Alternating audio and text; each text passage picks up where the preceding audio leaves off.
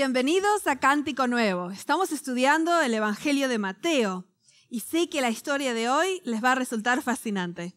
Pero antes de comenzar con la historia, quiero presentarles a una amiga que tengo. Se llama María.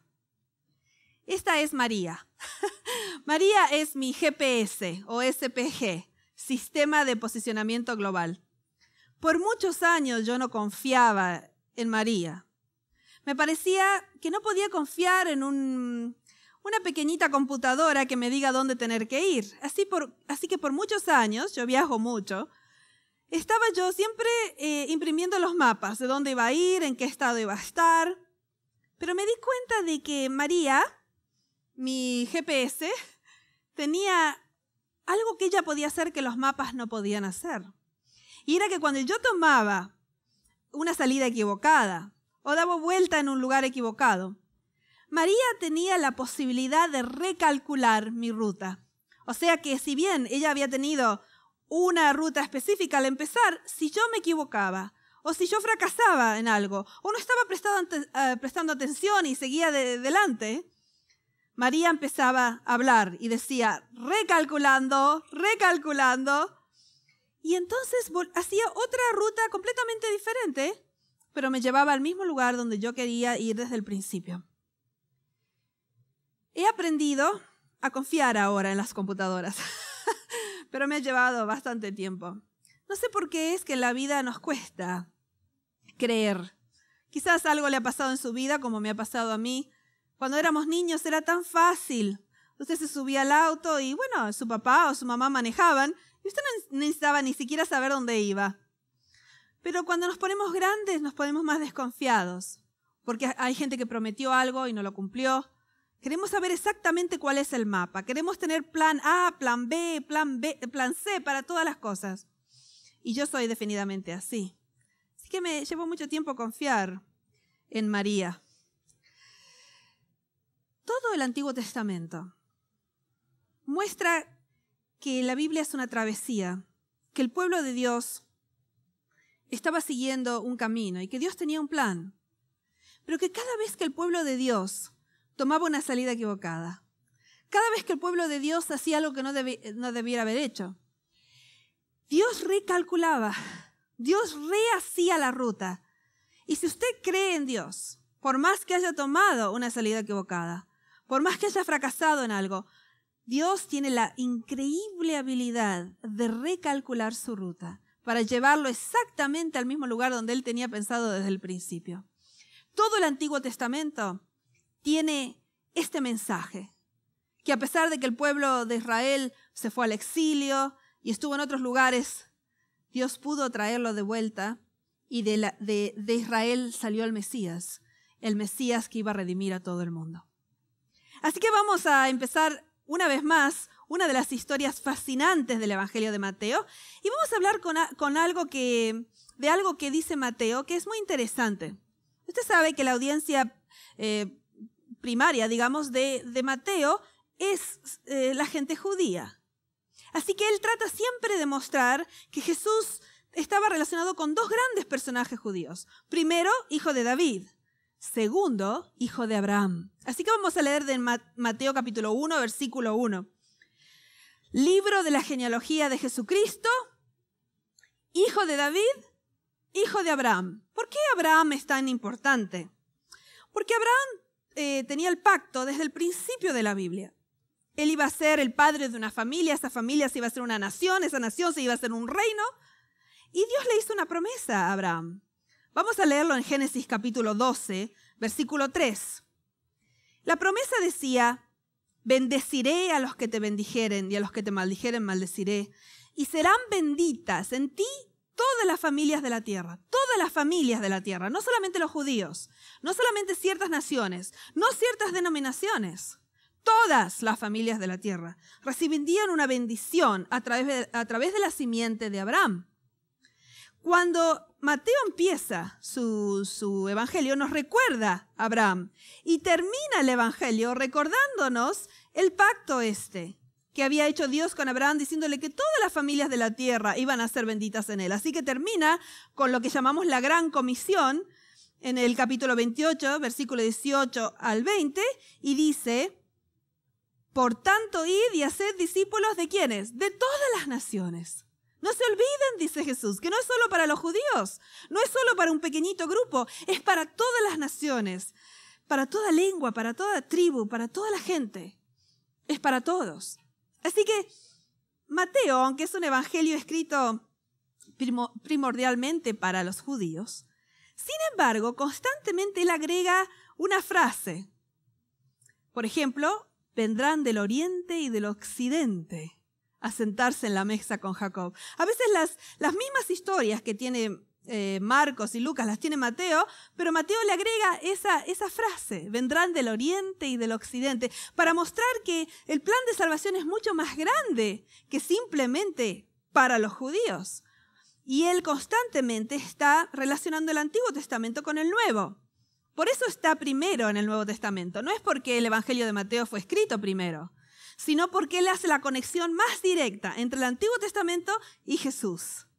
Hablamos ya que más de 47 veces él menciona referencias del Antiguo Testamento y 12 de esas veces son lo que se llama la fórmula profética, donde él dice para hacerse lo que dijo el profeta, para cumplirse lo que dijo el profeta.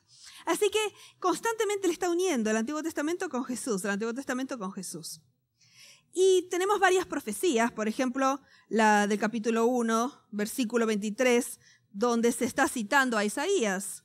He aquí una virgen concebirá y dará a luz su hijo y llamará su nombre Manuel. Mateo es el único que nos da esta profecía y nos dice que Jesús era el verdadero y principal Emmanuel. Pero hay otra historia. ¿Se acuerdan que les dije que Mateo siempre está trayendo gente del oriente y del occidente? Bueno, del oriente van a venir los magos que no son judíos, los magos que son de las otras familias de la tierra.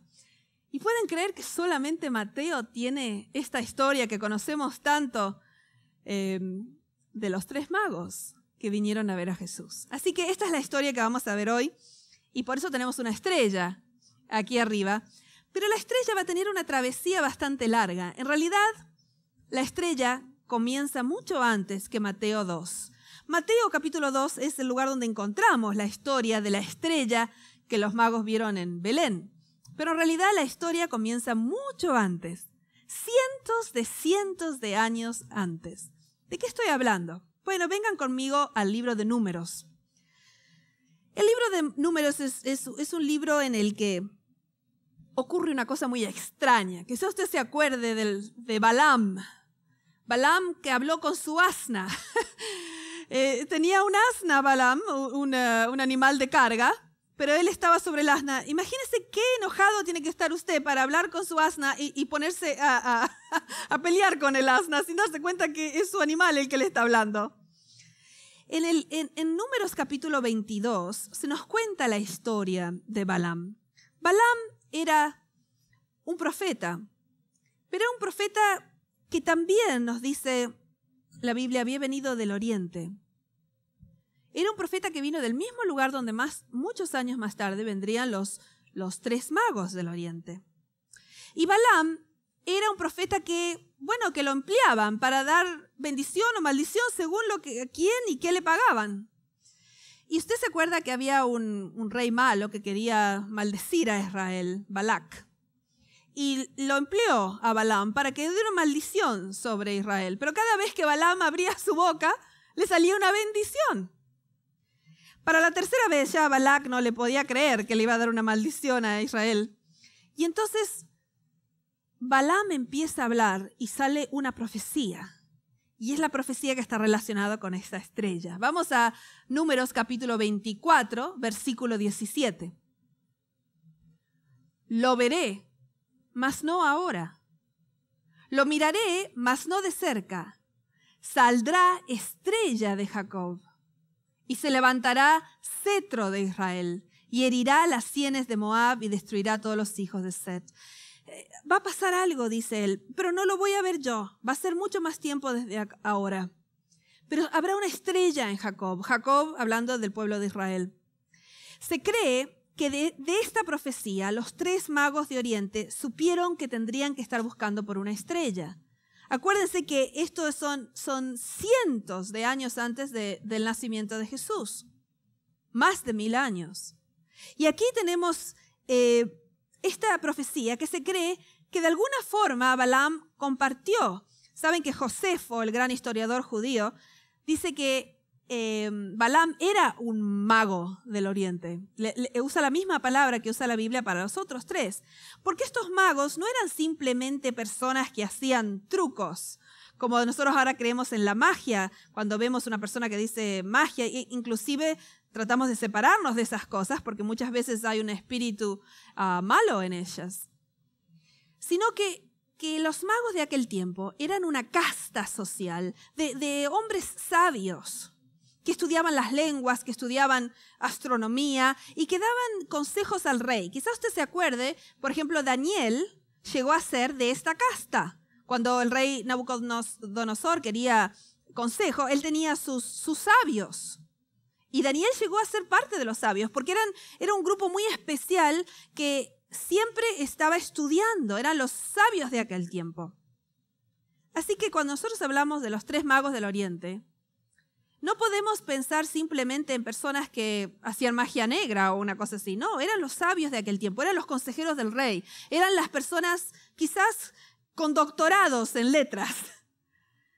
Pero antes de llegar a los tres magos, hablemos un poquito de todos los años en que la estrella fue una promesa. Esa profecía que se hizo más de 1000 años antes del tiempo de Jesús, llegó a ser la promesa que los magos esperaron por muchos años y que toda la Mesopotamia supo si en realidad Balaam fue el que les dio a entender esta profecía. Quizás tu vida en este momento sea así. La estrella está parada detrás de la promesa y todo lo que tienes en tu vida es una promesa. Oh, sí, tú crees que vas a ser feliz, pero todavía no eres. Estás esperando, una esposa, un esposo, y le dices a Dios, ¿hace cuánto tiempo estoy esperando? ¿Cuánto más tiempo voy a tener que esperar? O quizás quieres tener un bebé y estás esperando eso. O quizás un buen trabajo, o quizás un cambio de carrera. Quizás toda tu vida en este momento está la estrella parada detrás de la promesa y no se mueve de allí. Eso pasó con Israel y en este caso con los magos por muchos cientos de años. Cuando llegamos al Evangelio de Mateo, Mateo nos dice, ¿sabe qué? El que estuvimos esperando todos estos años ha llegado. Y entonces se empieza a mover la estrella. Y cuando llegamos a Mateo capítulo 2, estamos en la historia de los tres magos que vinieron del Oriente. Vamos a leerla. Capítulo 2 de Mateo, empezando en el primer versículo. Cuando Jesús nació en Belén de Judea, vamos a parar allí ya. Había muchos Belén en el tiempo de Jesús. ¿Por qué Mateo diría Belén de Judea? Bueno, porque Judá era la tribu y Judea era el territorio de los reyes davídicos. Acuérdense que Belén de Judea era la ciudad donde nació también David. Así que cada vez que se hablaba de Judea, se pensaba, ¡tará!, el rey davídico. El rey que viene a salvarnos, el que estábamos esperando. Así que inmediatamente, cuando empieza la historia, Mateo ya nos dice, es el Belén de Judea, de la tribu y del territorio de los reyes davídicos. Cuando Jesús nació en Belén de Judea, en días del rey Herodes, así que había otro rey, que no era un rey davídico, el rey Herodes. Vinieron del oriente a Jerusalén unos magos. Esta es una de esas historias que no nos cabe la menor duda que no la inventó la iglesia del primer siglo. Porque nunca hubieran ellos inventado semejantes testigos para el nacimiento de Jesús o para traerle alabanzas o regalos. Ellos no creían en la magia, como no creemos ahora, pero tampoco les gustaba mucho el hecho de que gente de otras razas tuviera comunicación con Dios. Y aquí tenemos los tres magos del Oriente que vienen a Jerusalén. ¿Por qué vienen a Jerusalén? Bueno, porque la profecía decía que una estrella saldría en Israel, en Jacob, y la capital de Israel era Jerusalén. Así que estos magos, que su cultura había estado esperando por cientos de años esta estrella, llega y viene a ver este rey de los judíos que ha nacido, pero hay otro rey, y es el rey Herodes. Y aquí empieza el tema de la paradoja. Una paradoja es algo que no hace sentido. Que cómo puede ser que esperábamos esto, pero vino esto. Y ellos esperaron por años. Y vienen felices. ¿Quién sabe cuánto tiempo les llevó venir desde el oriente para ver a este rey? Llegan a Jerusalén y empiezan a preguntar, versículo 2, diciendo, ¿dónde está el rey de los judíos? ¿Cómo dónde está el rey? Aquí está el rey Herodes. No, dicen ellos. ¿Dónde está el rey de los judíos que ha nacido? Porque su estrella hemos visto en el oriente y venimos a adorarle. Casi que uno puede ver la alegría y el gozo de estos magos que quién sabe cuántos días se pasaron arriba de los camellos. Llegan a Jerusalén diciendo, la promesa que teníamos por tantos años se hizo realidad. ¿Dónde está este rey? ¿Dónde está que venimos a adorarle? Pero se encuentran con una paradoja. Oyendo esto, el rey Herodes se turbó y toda Jerusalén con él. ¿Cómo puede ser? Este era el pueblo de Dios. ¿Cómo puede ser que Israel y toda Jerusalén se turbó junto con Herodes cuando supieron que el rey de los judíos había nacido? Se hace una historia de dos reyes. El rey que estábamos esperando de Belén de Judea y el rey Herodes. Y tenemos un problema porque hay dos reyes. Y está turbado Herodes, pero toda Jerusalén con él. Versículo 4. Y convocando a todos los principales sacerdotes y los escribas del pueblo, les preguntó dónde había de nacer el Cristo. Fíjese que él no pregunta dónde iba a nacer el rey de los judíos. Dice dónde iba a nacer el Cristo, porque Herodes sabe exactamente de qué están hablando. Saben que es el Mesías, saben que es el ungido, sabe de qué están hablando. Así que no pregunta dónde va a nacer un rey de los judíos. Dice dónde va a nacer el Cristo, el que estábamos esperando. Versículo 5. Ellos le dijeron, en Belén de Judea, porque así está escrito por el profeta, y tú, Belén de la tierra de Judá, no eres la más pequeña entre los príncipes de Judá, porque de ti saldrá un guiador que apacentará a mi pueblo Israel. Entonces hace referencia a Miqueas, capítulo 5, versículo 2, que es esta profecía. Pero les voy a decir un secreto, le va a encantar este secreto. Aquí Mateo dice, y tú, Belén de la tierra de Judea, no eres la más pequeña entre los príncipes de Judá. Pero si usted va a leer Miqueas, capítulo 5, versículo 2, va a decir, tú, Belén de Judea, que eres la más pequeña. Pero Mateo ya no puede decir más que es la más pequeña, porque ahora Jesús ha nacido. Así que da vuelta la frase y dice, no eres la más pequeña. Porque ahora ha nacido el rey de los judíos, realmente, en Belén. Quizá usted esté aquí, ahora en su vida. Tantos años esperó por un buen matrimonio y mire lo que le tocó. Tantos años esperó por hijos y fíjese en qué problemas están sus hijos. Tantos años tuvo un sueño de una carrera, de un trabajo que le llene el corazón y mire dónde está. O esperó toda su vida para jubilarse y se enfermó cuando se jubiló. No entendemos muchas cosas en la vida. Quizá usted esté en la paradoja. Esperó y ahora, cuando termina la espera, está en un lugar que no puede entender. No puede entender cómo es que Dios permitió que usted esté en esto. Es como el gusano que se hace mariposa, pero que pasa por el capullo. El capullo es un lugar difícil, porque es la tumba del gusano, pero es la matriz de la mariposa. El mismo lugar. Son momentos en los que no entendemos por qué Dios permite ciertas cosas. No entendemos por qué tomamos una salida equivocada cuando habíamos esperado tanto tiempo. Y este es el momento en que quizás usted piensa que se le perdió la estrella.